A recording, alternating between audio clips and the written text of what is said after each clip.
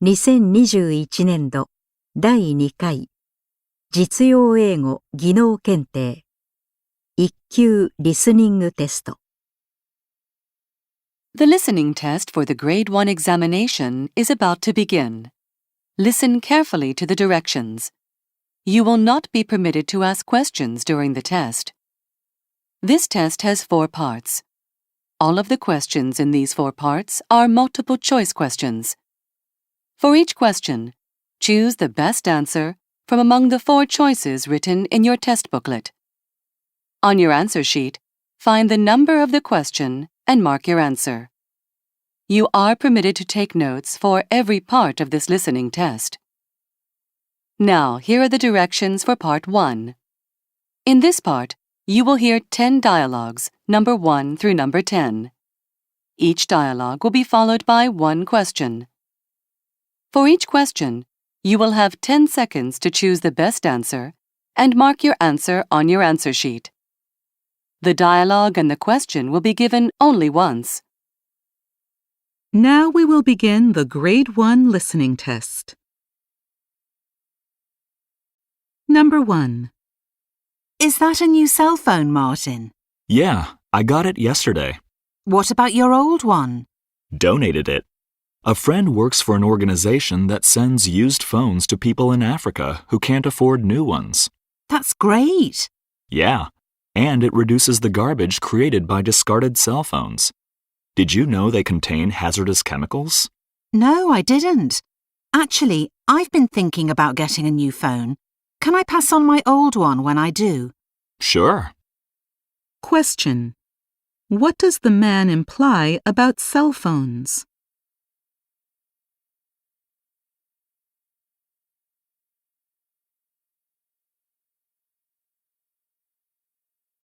Number 2. Patricia, I heard you sent a letter to Congressman Taylor. What's he up to this time? He's pushing this stupid industrial development near the Fairfield wetlands. Unbelievable. Some friends and I are campaigning to get protected status for the wetlands. It's just like when he tried to turn the old Weller farmstead into a golf course. I'm sure you'll get a lot of support. It's about time Taylor started helping his ordinary constituents, not just his rich friends in business. Question. What does the man imply about Congressman Taylor?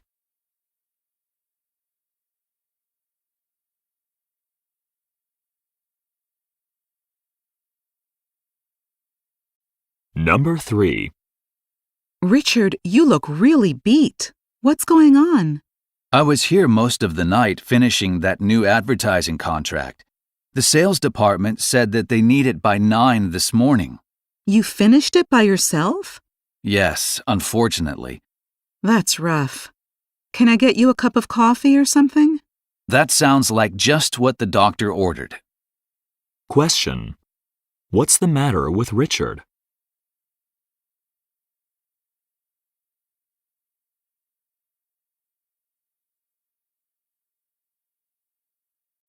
Number 4. Well, we've interviewed all the candidates, and now it's decision time. I was impressed with the last applicant. He was well qualified and very articulate, and he has copywriting experience. That's true. He also seemed ambitious. Are you sure you can stand the competition, Ruth? Come off it. He wasn't that good. Actually, I think he could be future management material. In that case, maybe you should watch your own back, Bob. Question. What does the woman imply about the applicant?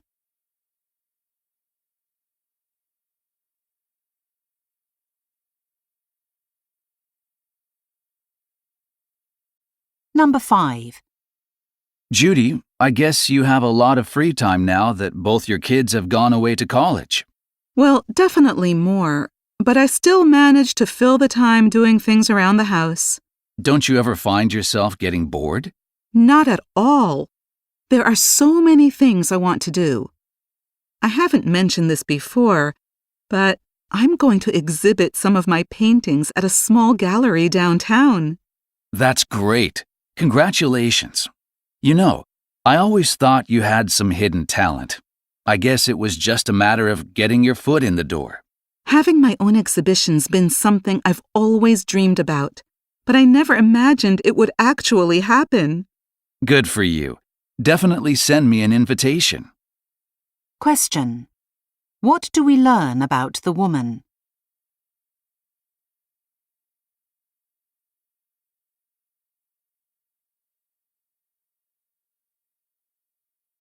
Number 6. Mr. Lang isn't going to be happy when he finds this mistake in our data. Yeah, but I don't think he'll overreact. He's usually pretty considerate. Sure, but remember the last time we messed things up? Yeah, but this time it's nothing major. I'm sure he'll cut us some slack. I sure hope so. We were up all night on this. Question. How does the woman predict the boss will react?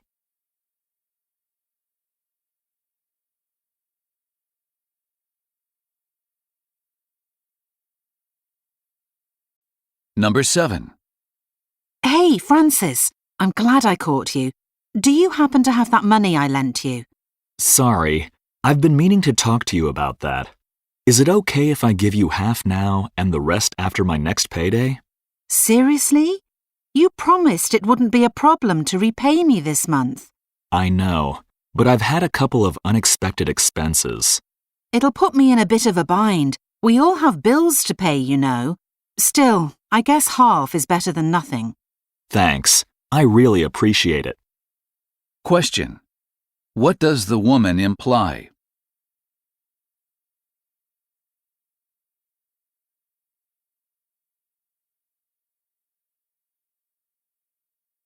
Number 8.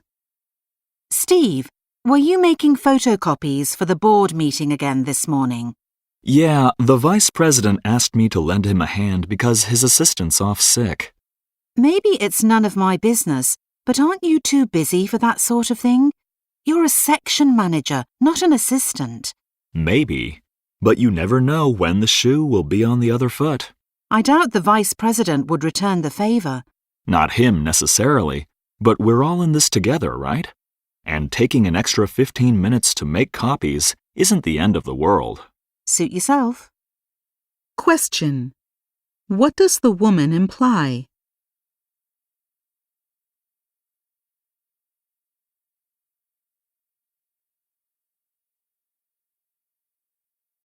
Number 9. Man, I'm glad that meeting is over. What do you think of the proposed change for the sales department, Bev? Honestly, I'm in shock. Each of us has spent all this time developing proficiency in a specific field to better serve clients. And now they want to assign us to customers simply based on location. I mean, I know we sometimes have to travel a long way to get to a client, but I thought giving them the expertise they needed and building up a relationship was worth the time and mileage. Right. Being restricted to a certain geographic area could cost us dozens of our existing client relationships. And building new ones will take time, too. Well, it's done now. I guess we'll just have to share as much information about existing customers as we can with the guys in the other regions. I see one upside, though. Instead of just working in one specialist area, we'll get a chance to learn new things. I suppose. But I still think we risk losing some of our big accounts if we make this switch. Seems like management thinks the long-term savings in time and money will be worthwhile. Well, we'll just have to wait and see. But I won't be holding my breath. Question. What is one thing the man says about the proposed change?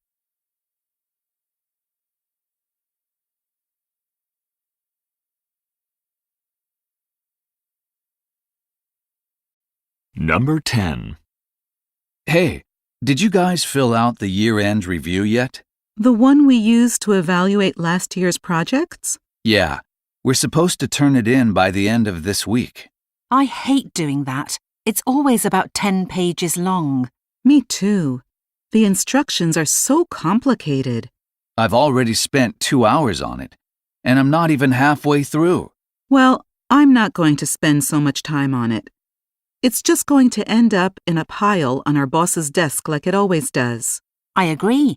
I've never gotten any feedback regarding anything I've submitted. Actually, our boss is not going to see it. It's going straight to Human Resources. New policy.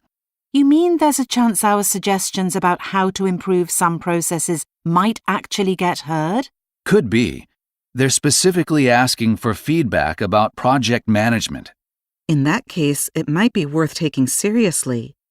There's no way I'll get to it today, though. Let's go through some of the key points over lunch tomorrow. If we present a united front, they might actually listen. Okay. I guess it couldn't hurt. Question: what does the man imply about this year's review?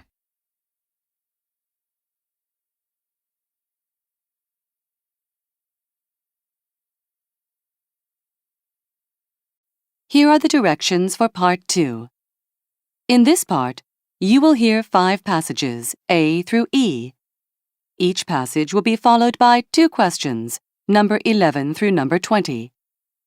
For each question, you will have 10 seconds to choose the best answer and mark your answer on your answer sheet. The passage and the questions will be given only once. Now, let's begin. A. Digital relationships. There has been considerable concern about the effects of the Internet on people's social well-being. An influential study at one university found that subjects felt increasingly socially isolated the more time they spent online. This confirmed a common belief that the Internet weakens personal bonds by emphasizing the quantity of one's so-called friends over the quality of relationships. Superficial interactions are encouraged, leaving people feeling lonelier and less connected to one another. However, the university study has been the subject of some criticism. Among other problems, it focused on novice Internet users over a short duration. Many of the same subjects, when contacted years after the study ended, stated that continued Internet use had actually had a positive effect on their social well-being. More recent research suggests that Internet use may have other benefits. For example, searching for romantic partners online can lead to successful relationships. Some dating sites utilize complicated algorithms to match people with each other. This may help people find their ideal partner and form long-term romantic partnerships.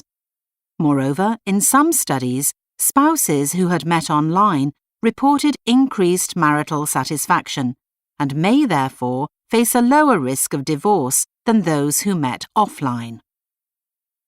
Questions. Number 11.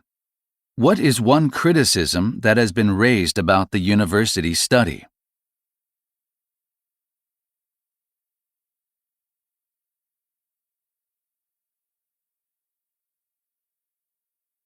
Number 12. What is one thing the speaker suggests about dating sites?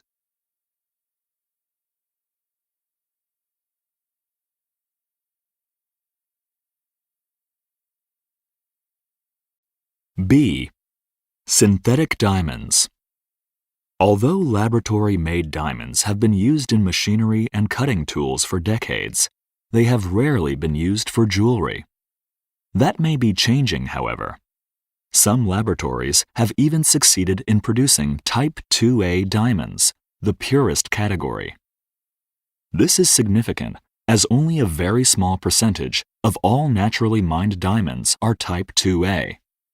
The new high-quality synthetic diamonds are chemically identical to their natural counterparts, and they are now challenging natural diamonds for a share of the consumer jewelry market.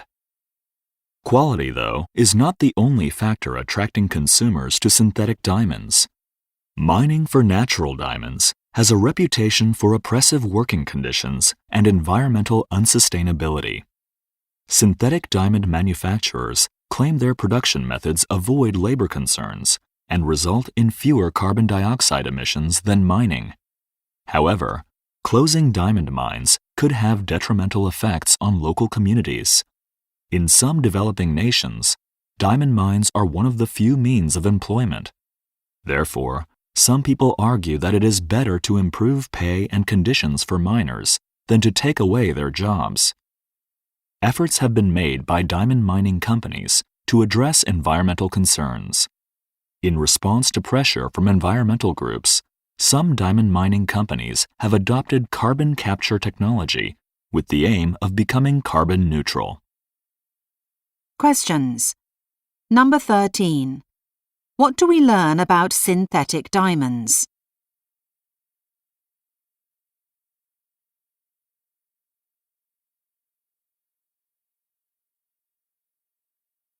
Number 14. What is one way some diamond mining companies are trying to improve their practices?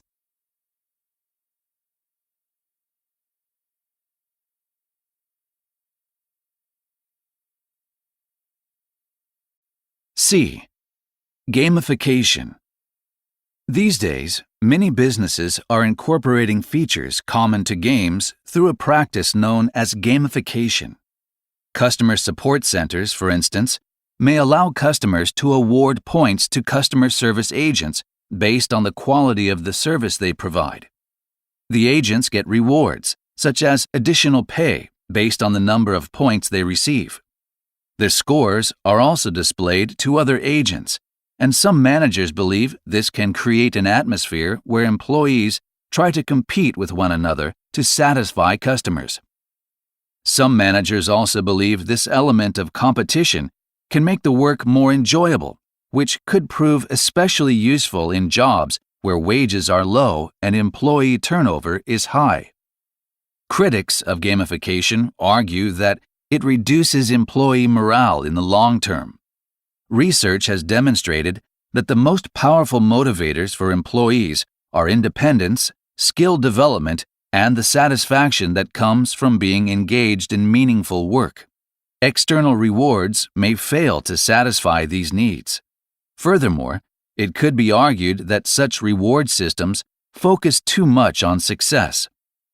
According to one expert on game design, including more possibilities for failure would encourage workers to stay more committed to their work. Questions. Number 15. What do some managers believe gamification can do?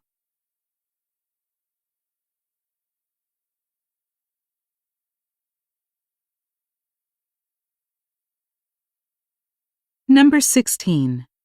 According to critics, what does gamification fail to address?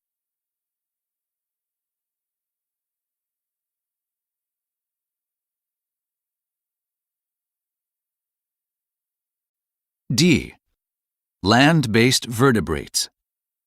All land-based vertebrates, animals with a spine, are believed to have evolved from sea creatures. Scientists had long speculated that the move onto land occurred when some sea creatures' fins became stronger. Having stronger fins would have allowed creatures to move onto land to escape predators that could only swim. Recent research, however, indicates that sea creatures began to leave the ocean because they experienced a dramatic increase in eye size. This development meant that they were better equipped to spot potential food sources, like insects, on land, and it triggered a transition to searching out such prey. Another evolutionary adaptation involving vision coincided with the move to land. The eyes of some creatures began moving toward the tops of their heads. This would not have benefited creatures when looking through water, as water restricts visual range. But the change would have allowed them to see more clearly when above the surface. These developments in visual ability may also have contributed to a change in neural circuitry. Such a change may have helped land-based vertebrates to develop skills such as planning when they hunted, rather than relying solely on quick reaction times. Questions. Number 17. According to recent research, what caused sea creatures to move onto land?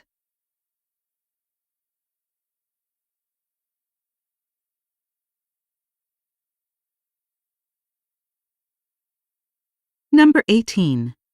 What does the speaker say about the development of land-based vertebrates?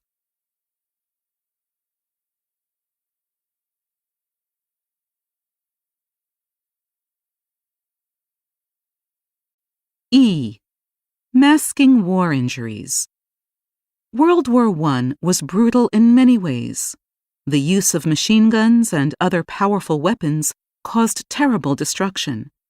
In addition, much of the fighting took place in long, deep ditches known as trenches. Although trenches protected soldiers' bodies, their heads were often exposed, leaving them vulnerable to machine gun and sniper fire. As a result, many soldiers suffered injuries to their faces. In contrast to previous wars, however, advancements in surgical techniques allowed increased survival rates for those with serious wounds. Still, many soldiers were left with facial injuries for life, and some felt ashamed of their injuries. Around the same time, the field of cosmetic surgery was emerging. Artists began helping injured soldiers by creating facial parts made from metal, including complete masks made from thin sheets of copper. Sculptor Anna Coleman Ladd became famous for her mask-making skills. She took great care to ensure that the features on her masks were accurate and that the color matched the patient's skin color exactly. She was able to create a new face that was amazingly similar to the original by using photos of the victims before they were injured. These developments gave many soldiers the confidence to resume productive lives. Questions. Number 19.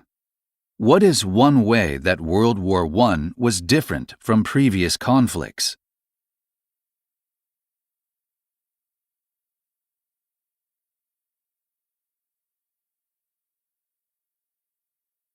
Number 20. What is true of Anna Coleman Ladd?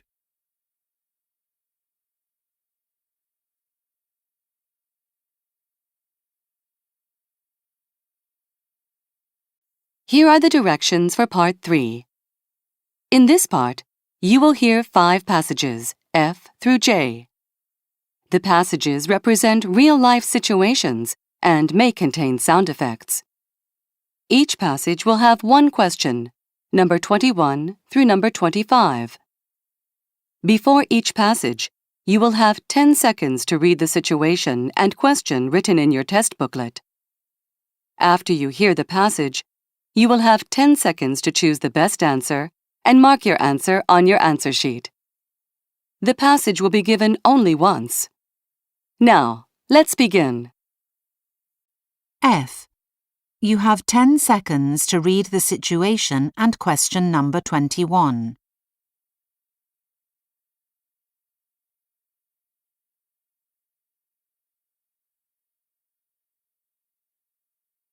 Welcome to the conference. Due to increased security, we ask that you keep your conference pass with you at all times. If you are just arriving, please proceed directly to reception to check in and receive your pass. Valid ID will be required. Australian nationals may present any government-issued ID, such as a driver's license. For international attendees, a valid passport will be required.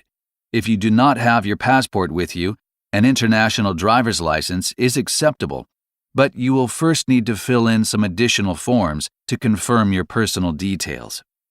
These are available at the security desk. Please note that a company business card will not be accepted as a valid ID. We ask for your patience while these security checks are being completed. Thank you for your cooperation and understanding. Now mark your answer on your answer sheet.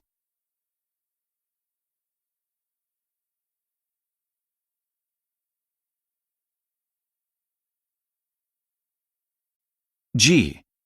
You have 10 seconds to read the situation and question number 22.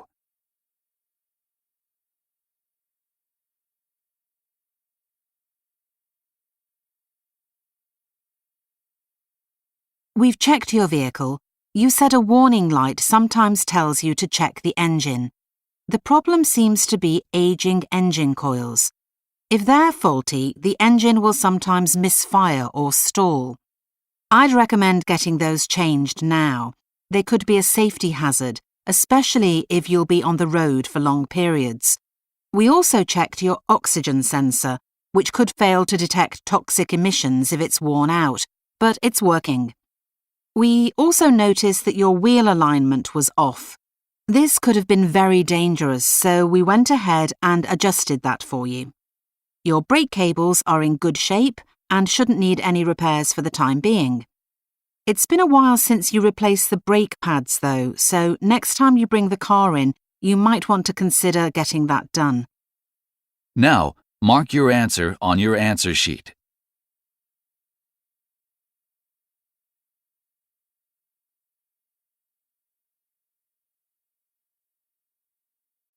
H. You have 10 seconds to read the situation and question number 23.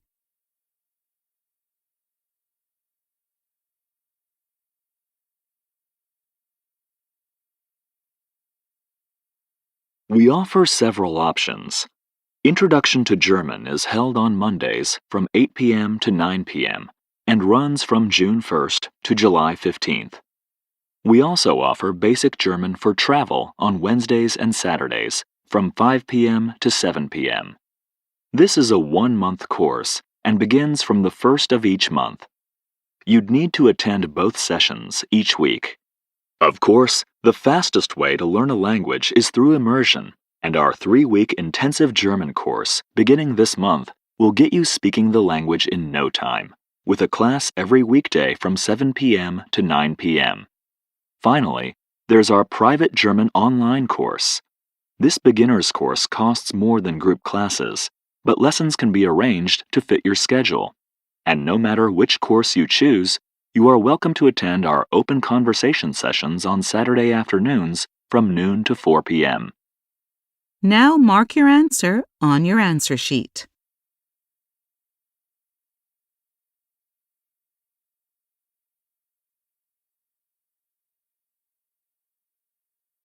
I. You have 10 seconds to read the situation and question number 24.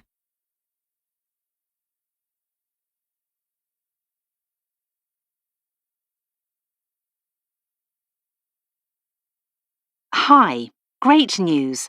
GP Industries wants us to come up with a whole new image for them, and you're my first choice to head the project. I know you're currently committed to the museum project, so it's up to you whether to stay on that or take this on. The President will keep a close eye on this new project, so it would be a good opportunity to get her attention, especially with performance reviews coming up in a couple of months. Maybe your assistant could step up and replace you on the museum project if he's already involved? If not, the museum director wouldn't be happy about any staff changes this late in the game, so I'd recommend playing it safe. We don't want to jeopardize the chances of future work with the museum, and I'm sure you'll have other opportunities to impress the President. Now, mark your answer on your answer sheet.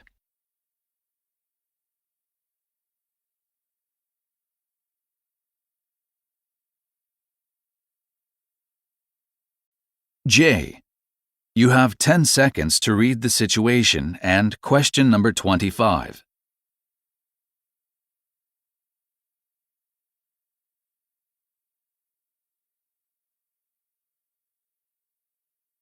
Okay, our standard fit program, priced at $200, uses precise measurements to make sure your bike's geometry and setup are appropriate for standard use.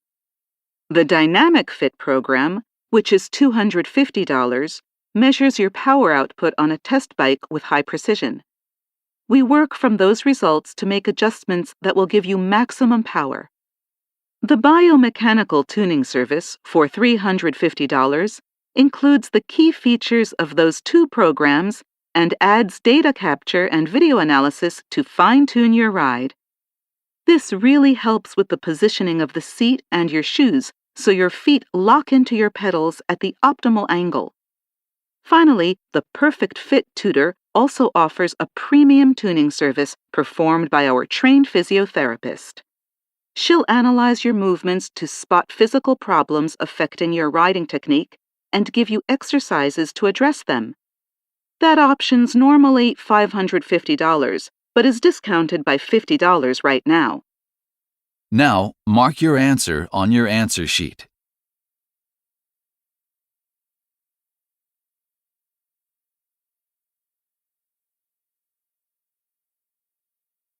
Finally, here are the directions for Part 4. In this part, you will hear an interview. The interview will be followed by 2 questions, number 26 and number 27.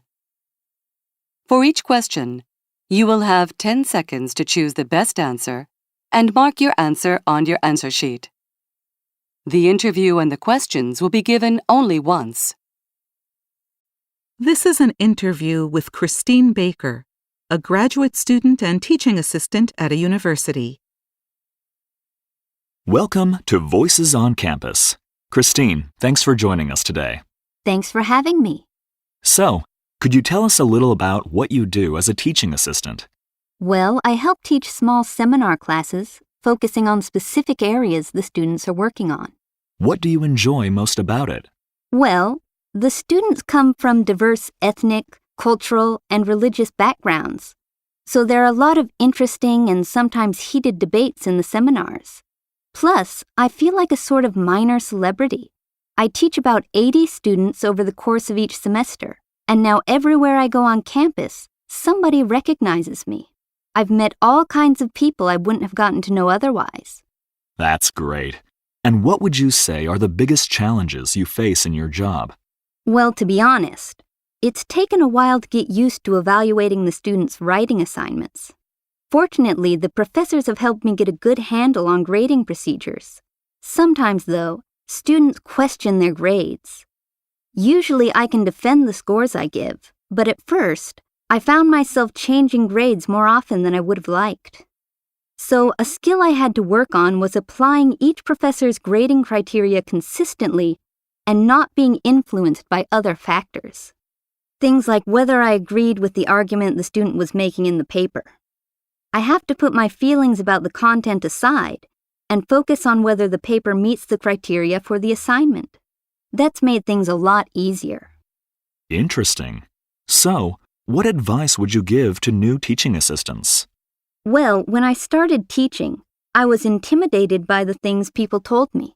Stuff like, never let the students know you're nervous, and never apologize. I second-guessed myself sometimes, because I really wanted to measure up to what I imagined their standards for a teacher were. But quite often the students would say they were really getting a lot out of my seminars. So I gradually learned that for the students, the seminars are more about the material they're there to learn and less about the person that's helping them to learn it.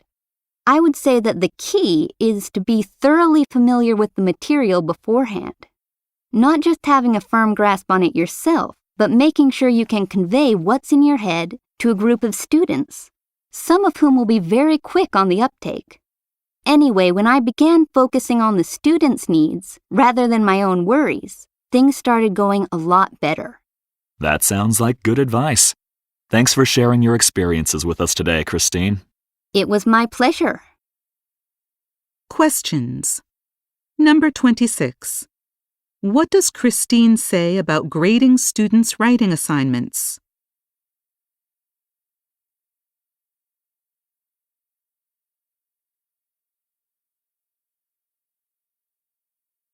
Number 27. What does Christine say is one important thing for teaching assistants to do?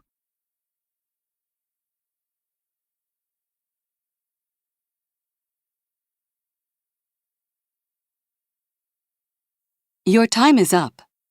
Stop writing and wait quietly until the answer sheets have been collected.